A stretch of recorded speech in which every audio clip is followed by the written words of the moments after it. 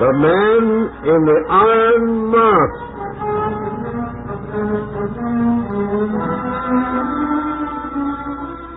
After the decision has been reached by the King and my Lord Cardinal, who has really coerced Anne of Austria into also agreeing that Edmund Marchiali must be made to wear an iron mask for the rest of his life, Anne of Austria, who is really the boy's mother, feels that she would like to see him, as she has never set eyes on him since the day he was born. Anne is broken-hearted about this decision, but is made to understand that because of the extraordinary likeness between the King and Edmund, it is the only safe course to adopt. When she is left alone with Edmund in his room in the guardhouse, a great bitterness flares up. Edmund tells her he has learned that she was one of the three who made the decision, and without realizing that she is his mother, he tells her that he hates her. This is torture for Anne, who loves her son. Don't say that, Edmund, please. I hate you for your curiosity. That's why you came to see me. They've all told you, haven't they, that I like your son? What's more, I hate you for the decision you came to, ordering for me a living death. May you suffer the same agonies one of these days. You don't know what May you you're suffer saying. and suffer and suffer. My only hope is that because I've raised my voice against the Queen Mother, you might decide after all to shoot me dead. That would be kinder. Now get out. Leave me alone! Edmund, I heard your voice raised. What has happened in here? Look on her, Uncle. This is something you'll never see in France again as long as you live. I, an ordinary common man, have told the Queen Mother exactly what I think of her. Exactly what I think of the King and the Cardinal and the rest of the pack of hounds. And all she can do is stand there and weep. Why don't they put me to death for it, Uncle? Why don't they kill me outright instead of this talk of a mob? Edmund, you have no right to talk to Her Majesty in this way. She came here with kindness in her heart. Kindness? Yes, kindness. Here is something that you didn't know. The first order was that you were to be put to death. And then Her Majesty interceded. She didn't want you to die. There may be a time, Edmund, when you will not need to wear a mask. When we can find some island secluded, secret and safe. I wanted them to spare your life. And when they suggested the mask, it seemed the only way out. Oh, please, Edmund, forgive me if you think it was cruel. I wanted you to live. But why? Why? Why? Because you're so like my son. And I am a mother. I love my son. I couldn't bear the thought of anybody like him being put to death. You see, you made an unpardonable mistake, Edmund. Her Majesty came on a mission of peace. I didn't realize that. Of course you didn't. But I can understand why. Leave us some now. I think now that he understands, perhaps my visit will not be wasted after all. Yes, Your Majesty. I don't know why you bothered. I'm a stranger.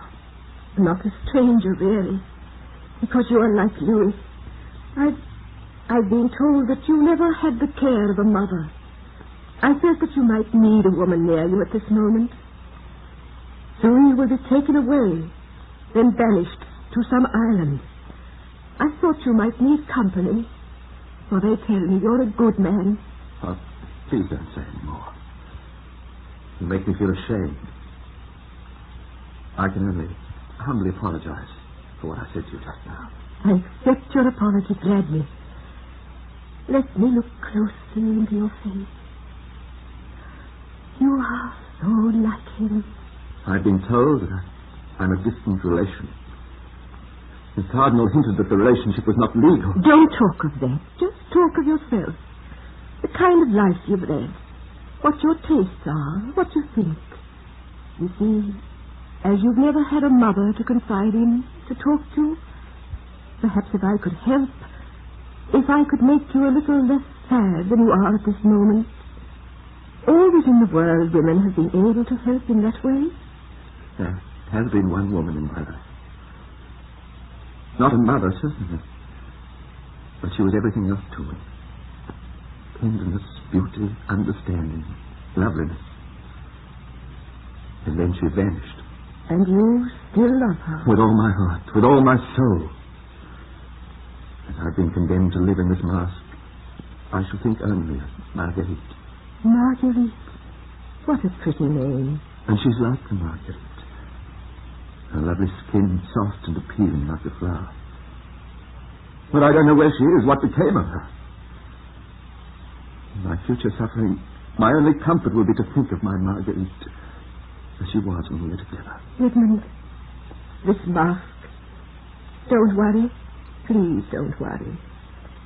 It will not be a burden, just something to hide your face. Oh, we talked and talked of you so much last night. You see, there would be so many complications. My son, the king, and you. It is for France. Please remember that. But why for France? People get strange notions. They may think because you are so like the King of France that you should have a claim to the throne. This I tell you in confidence. But please understand that to rule today is to live on a volcano. One never knows when it will erupt, when there will be a conflagration. And there are so many who seek to make trouble. Oh, please, understand me, Edmund. I understand the difficulties. I'll try, Your Majesty. But it's beyond my comprehension. If they could but trust me. I would trust you with my life. But the king, the cardinal, they rule France. Who am I to interfere in their affairs? My husband once ruled France, but he is dead now. I sit by and watch. Edmund, your lot will not be hard to bear. When we find an island, you will be more or less free. More or less? Oh, forget your bitterness. Here, take my hand. Now, tell me something of yourself. From the early days when you were a child. It will help you to confide in a woman. You will be happier. Tell me everything. This love of yours, the girl herself. Unburden yourself and pretend. Try and pretend that I might have been your mother.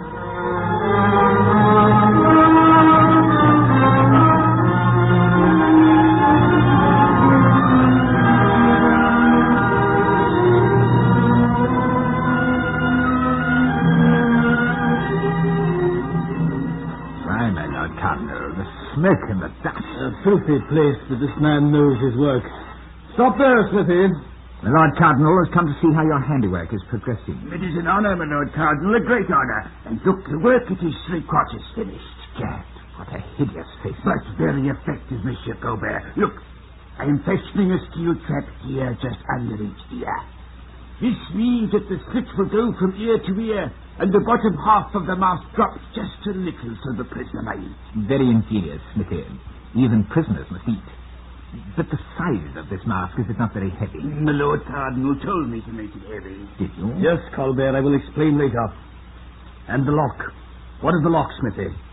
Can you fashion a lock that cannot be unlocked unless it is by order of the king? Oh, that is the most difficult operation of all, my Lord Cardinal. I feel I have been beaten. What? But just a moment, my Lord Cardinal. I have the alternative. The mask can be forged on, and can be only taken off by a blacksmith by the order of the king. By the order of the king. You heard that, Colbert? Forged on and can only be taken off by order of the king. Excellent. Excellent. You do your work well, Smithy. Will the mask be finished tomorrow? Yes, my Lord Cardinal, I'll work all night. Splendid. I will inform the king that we are pleased. Yes, my Lord Cardinal. Thank you, my Lord Cardinal. It's a great honour that you came here, my Lord Cardinal. Certainly is. Such a filthy place I've never seen. Come, Colbert. A most excellent piece of work. But the weight of the mask. Could the prisoner wear such a thing and live? That's just the point, my dear Colbert.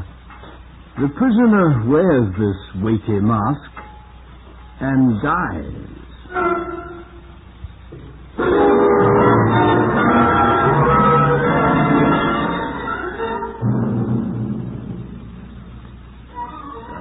Come on, don't you want your supper? Oh, Now make it lively, otherwise you'll get none. I ask your pardon. I didn't hear you coming, jailer. Besides, usually... Usually what? The other jailer knocks on the door of the cell. I so often sit on the other side there, just by that little grill, looking out into the night. Oh, so the other jailer knocks on the door, does he?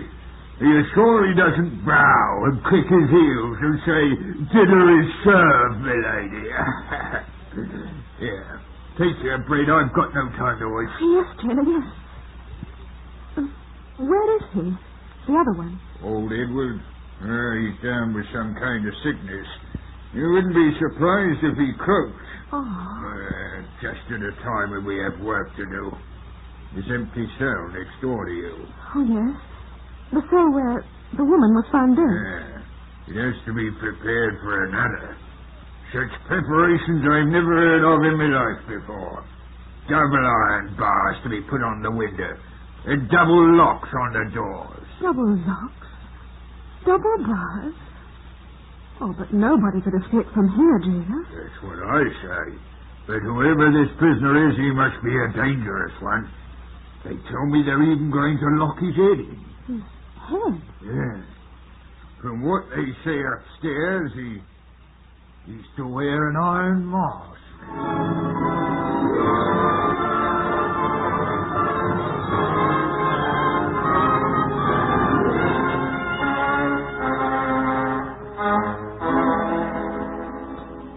Here is surprising news. Little does Marguerite realize that the man in the iron mask is her own adored Edmund. It seems that Providence, in its strange, mysterious way, will bring these lovers together. But the ghastly conditions make it seem that perhaps it will be better if they were apart. Make sure you hear the next interesting chapter of The Man in the Iron Mask.